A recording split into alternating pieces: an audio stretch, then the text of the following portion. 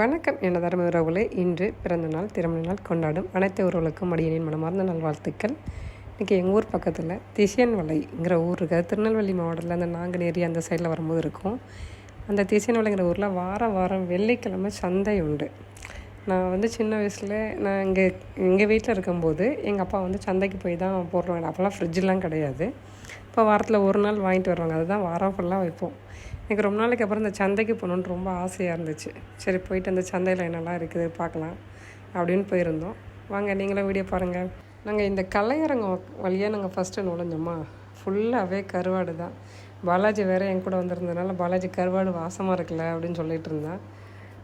அதுக்கப்புறம் 8 சாலை கருவாடு 50 ரூபா போட்டிருந்தேன். கொஞ்சம் விலை அதிகமாக தான் இருந்துச்சு. ஒரு வேளை இந்த மீன் பிடிக்கிறதுக்கு தடை காலம் போட்டிருந்ததுனாலே என்னதோ தெரில, விலை அதிகமாக தான் இருந்தது. நாங்கள் கருவாடு சாப்பிட்றதில்ல. ஏன்னா பிபி இருக்கவங்க கருவாடு சாப்பிடக்கூடாது அப்படிம்பாங்க. அதனால் கருவாடு சாப்பிடல. மாசி கருவாடு இருந்துச்சு. மாசி கருவாடுங்கிறது மீனோட சதை பகுதியானது. அதை காய வச்சு அதை உரலில் இடித்து தூள் பண்ணி வச்சுருந்தாங்க. அதை பொடி மாஸ் மாதிரி பண்ணுவாங்க. வெங்காயம் பச்சை மிளகாலாம் போட்டு இந்த கருவாடையும் போட்டு தேங்காய் துருவி போட்டு பண்ணுவாங்க ஊரில். அதான் மாசி கருவாடு செய்கிற முறை. அதுக்கப்புறம் பழங்கள் காய்கறிலாம் இருந்துச்சு. தின்பண்டங்கள் எல்லாமே இருந்தது. ஆனால் அதில் என்னென்னா கொஞ்சம் ஈக்கள் அதிகமாக இருந்த மாதிரி இருந்தது. இந்த திசியன்வலை பஞ்சாயத்து கொஞ்சம் இந்த ஈக்களை கட்டுப்படுத்துறதுக்காக ஏதாவது நடவடிக்கை எடுத்தால் நல்லாயிருக்கும்னு நினைக்கிறேன். இந்த சந்தையோட வியாபாரத்தினால வாழ்கிற மக்கள் அதிகம். இந்த சந்தையால் கிடைக்கப்படுற வருமானமும் அதிகம். அப்படி இருக்கும்போது அந்த ஈக்களை கொஞ்சம் கட்டுப்படுத்தினா நல்லாயிருக்கும்னு நினைக்கிறேன். ஈக்களை கட்டுப்படுத்துறது ஒழிக்கிறதுங்கிறது கொஞ்சம் கஷ்டமான வேலை தான். இருந்தாலும் பஞ்சாயத்து கொஞ்சம் தலையெடுத்து அதை ஒழிக்கிறதுக்கான நடவடிக்கை எடுக்கணும்னு கேட்டுக்கிறேன். உங்களோட சகோதரியாக கேட்டுக்கிறேன். சந்தையில் கிடைக்காதுங்கிற பொருளே கிடையாது. நம்ம பல்லாங்குழி ஆடுற அந்த பலகை அது மீன் மாதிரி அழகாக செஞ்சு வச்சுருந்து. அதே மாதிரி இந்த மண் அடுப்பு இருக்கும்ல, அந்த விறகு அடுப்பு வச்சு பண்ணுவோம் இல்லையா, அந்த மாதிரியே இரும்புலையும் அடுப்பு இருக்குது. ஆனால் கீழே ஃபுல்லாக மூடாமல் ஓட்டையாக இருக்குது. அதனால் மண் தரையில் தான் வைக்கணும்.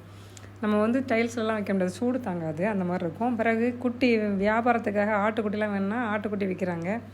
அதுக்கப்புறம் கடலில் கிடைக்கிற சிப்பி வச்சு தான் வீடு வெள்ளடிக்கிறது. அதை நீற்றுவாங்க. அதை நீத்திட்டு தான் வெள்ளடிப்பாங்க. அதுக்கப்புறம் இந்த பதநீருக்கெலாம் களையம் கட்டின உடனே அந்த கலசத்துக்குள்ளே என்ன பண்ணுவாங்கன்னா, இந்த பயணி கெட்டு போகாமல் இருக்கிறதுக்காக சுண்ணாம்பு அடித்து வைப்பாங்க. அது வீட்டுக்கு வெள்ளடிக்கிறதுக்கு இதெல்லாம் அங்கே விற்கிறாங்க. பார்க்குறக்கே ரொம்ப கண்கொள்ளா காட்சியாக இருந்துச்சு. நான் தான் முதல்ல தெரிஞ்சுக்கிட்டேன், இதை சிப்பிலேருந்து தான் சுண்ணாம்பு தயாரிப்பாங்க அப்படின்னு. இந்த சுண்ணாம்பு வச்சு தான் வெத்தலை பாக்கு போடுவோம். இந்த அண்ணாவும் அவங்க ஒய்ஃபை எங்களை வீடியோ எடுங்கன்னு சொன்னாங்க. அதனால் எடுத்திருக்கோம். அதுக்கப்புறம் நிறைய ஓப்பன் கடைகள் இருந்தது. அதுக்கப்புறம் டெய்லி அன்னன்னைக்கு வச்சு விற்றுட்டு போயிடுவாங்க இல்லையா, அந்த மாதிரி கூறாக வச்சு விற்றாங்க. ஒரு கூறு 20 ரூபா அப்படி இருந்துச்சு. ஆனால் காய்கறி விலை எல்லாமே சென்னை கம்பேர் பண்ணால் சென்னை மாதிரி தான் இருந்தது. விலை குறைவுலாம் கிடையாது. இஞ்சி எல்லாமே 100 ரூபாய்க்கு மேலே தான் 1 கிலோவுக்கு ரேட்டெல்லாம். ஆனால் நான் சின்ன வெங்காயம் 1.5 கிலோ 50 ரூபான்னு வாங்கியிருந்தோம். அதுதான் எனக்கு தெரிஞ்ச விலை கம்மியாக இருந்தது. அப்புறம் அந்த சந்தையிலே பைக்கு அதெல்லாம் 2 வீலர்லாம் பார்க் பண்ணுறதுக்குலாம் இடம் இருந்துச்சு.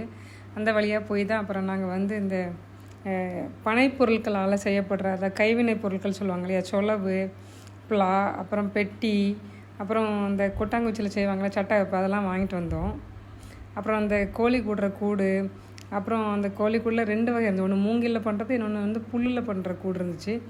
அப்புறம் என்ன ராத்திரி ஆன உடனே லைட்லாம் போட்டு காக்காராக பல்பாக பார்க்குற ரொம்ப அழகாக இருந்தது சந்தை. நம்ம திசியன்வலை சந்தை முழுசையும் நம்ம சுற்றி பார்த்து வீடியோ எடுக்கணும்னா குறைஞ்சது 4லேருந்து 5 நாளாவது போய் ஒவ்வொரு கடையும் விசாரித்து வீடியோ எடுக்கணும்.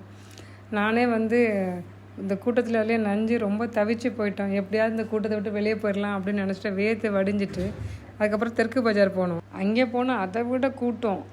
திசியன்வலை வெள்ளிக்கிழமை ஸ்தம்பிச்சு போயிடும் பிறகு. ஒரு மினி வேனுக்கும் லாரிக்கும் சண்டை. மினி வேன் தான் எனக்கு தெரிஞ்சு ராங் ரூட்டில் வந்துச்சு. லாரி 2 லாரி போகுதுனால அவர் கொஞ்சம் மெதுவாக வர 2 டைமில் சரி சண்டை. அதுக்கப்புறம் திசியன்வலையில் இருக்கிற மால் விஎஸ்ஆர் மால், அதுக்கு அங்கே போயிருந்தோம். அங்கே ஃபஸ்ட் ஃப்ளோரில் போயிட்டு காரை பார்க் பண்ணிவிட்டு ஃபஸ்ட் ஃப்ளோர் போயிட்டு அங்கே ஜூஸும் மோமோஸும் ஆர்டர் பண்ணியிருந்தோம். அங்கே சூப்பர் மார்க்கெட்டு, ட்ரெஸ்ஸு, நகை, வசந்த் அண்ட் கோ, அது மாதிரி எல்லா கடையும் இருக்குது. இந்த மோமோஸ் 5 பீஸ் 75 ரூபா போட்டிருந்தாங்க. சென்னை அளவுக்கு ரேட் இருக்குது அப்படின்னு நான் தெரிஞ்சுக்கிட்டேன். அப்போ தான் சந்தையில் காய்கறி எல்லாமே நல்ல விலை தான் விற்கிது. ஆனால் நம்ம பயிரை விலையை வச்சு நம்மகிட்ட கொடுக்கும்போது நமக்கு சரியான விலை கிடைக்குதானா? கண்டிப்பாக கிடைக்கலன்னு நான் சொல்லுவேன். 4-5 கை மாறி தானே மக்களுக்கு கிடைக்குது. அதனால் விலை ஏற்றமாக தெரியுது. ஆனால் விளைவிக்கிறவங்களுக்கு விளைவிக்க அந்த பயிருக்கான விலை கிடைக்குதானா கொஞ்சம் கம்மியாக தான் கிடைக்குது. அதுக்கப்புறம் நாங்கள் அங்கே நம்ம ஐபாக்கெல்லாம் கிடைக்கும் இல்லையா ஐஸ்கிரீம், அந்த கேக் மாதிரி ஐஸ்கிரீம்லாம் கூட இங்கே இருக்குது, திசைவெளியில் இருக்குது. நான் பார்த்துட்டு வந்து அங்கே 2 பன்னீர்லாம் வாங்க வந்துருச்சு. சரி நானும் வந்து பன்னீர்லாம் வாங்கிட்டு அப்புறம் குல்ஃபி ஐஸ் நானும் பாலாஜியும் வாங்கிட்டு அப்படியே சாப்பிட்டுட்டு பிஎம்சி மார்க்கெட் வழியாக அப்படியே கார் பார்க் பண்ணியிருந்த ஏரியாவுக்கு வந்தோம். வர வழியில் பார்த்தா ரொம்ப சென்னை மாதிரியே டி நகர்லாம் போனால் இப்படி கலர்ஃபுல்லாக இருக்கும் இல்லையா, அந்த மாதிரி ஏரியா ரொம்ப கலர்ஃபுல்லாக இருந்தது. நம்ம திசைவெளியை சந்தையை சுற்றி பார்க்கணும் அப்படின்னா ஒரு 4 தடவையாவது போகணும். நான் இப்போ தான் முதல் முறையாக சந்தையை சுற்றி பார்த்துருக்கேன். ரொம்ப அழகாக நம்ம ஊர் பக்கத்துலேயும் சந்தைலாம் எவ்வளோ சிறப்பாக நடக்குதுன்னு தெரிஞ்சுக்கிட்டேன். நன்றி.